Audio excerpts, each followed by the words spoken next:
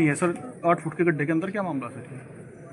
आज सांय लगभग 5 बजे थाना कांधला का गांव बड़ी दौलत है, वहाँ के प्रधान ने आके थाने पर बताया कि मेरे गांव का एक फारूक नाम का व्यक्ति है और उसके पत्नी और 2 बच्चियां गायब हैं। तत्काल हमारे चौकी इंचार्ज गंगेरू, हमारे SHO कांधला सतीश मौके पे आए और फारूक, जिसकी पत्नी और बच्चे गायब थे, उससे उन लोगों ने सख्ती से पूछताछ की और उसने बताया कि मेरी पत्नी के साथ में और हमारे 5 बच्चे घर में रहते, बहुत गरीब मैं था और मैं होटल में काम करता, रोटी बनाने काम करता था मैं।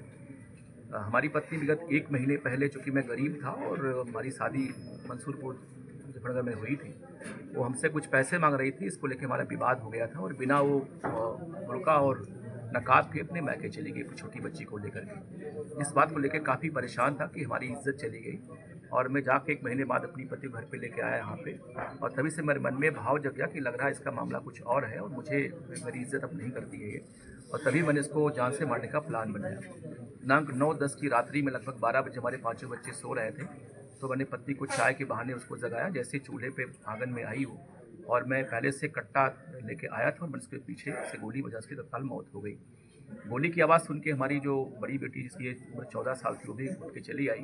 हमने उसको पीछे से गोली मारी, उसकी मौत हो गई। और उस गोली की आवाज़ को सुन के हमारी सबसे छोटी बेटी, जिसकी लगभग 6 साल थी, वो भी उठ के चली आई।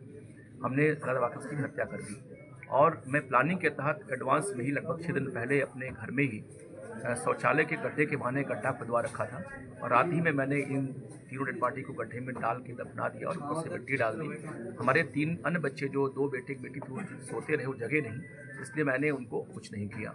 और बाद में बच्चों की जगने पर पूछते मैंने बताया कि तुम्हारी माँ को मैंने भेज दिया, कहीं अलग किला के मकान पर रहती है, क्योंकि पूर्व में वो अपने मैके जा चुकी थी 1 महीने, तो बच्चे भी उनको लगा कि हाँ वो वहीं होगी इस समय, तो मैंने बहुत पूछताछ नहीं की। आज हमारी पुलिस ने, क्षेत्राधिकारी कहराना, हमारे ASP साहब से मैंने बातचीत उससे किया, उसने घटना स्वीकार कर ली। पुलिस को मौके पे ला के डेड बॉडी बरामद कर दे, डेड बॉडी निकल चुकी है इसमें।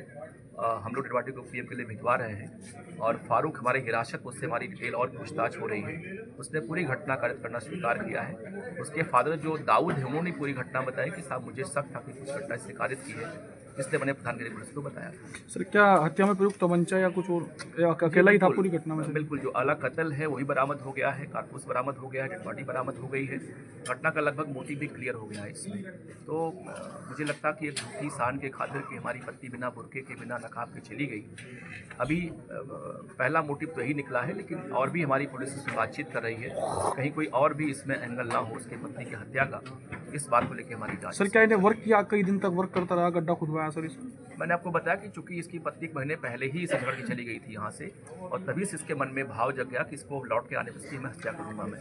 तो ये जाके कैराना से एक व्यक्ति से तमंचा परचेज करके ले आया था। ये घर में शौचालय के गड्ढे के बहाने इसने गड्ढा खुदवा लिया था और पत्नी के आने के 8 दिन तक इसने प्रतीक्षा किया और रात में मौका देखते जब इसके बच्चे सो गए तब इसने घटना कारित की, लेकिन दुर्भाग्य से इसके 2 बच्चे जग गए और घटना का भेद न खुले, इसलिए इसने दोनों बच्चों की इसने हत्या कर दी।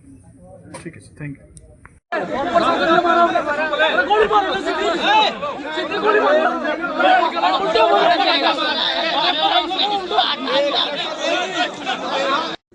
कपड़ा के ले स्टॉप करियो, कपड़ा लूंगे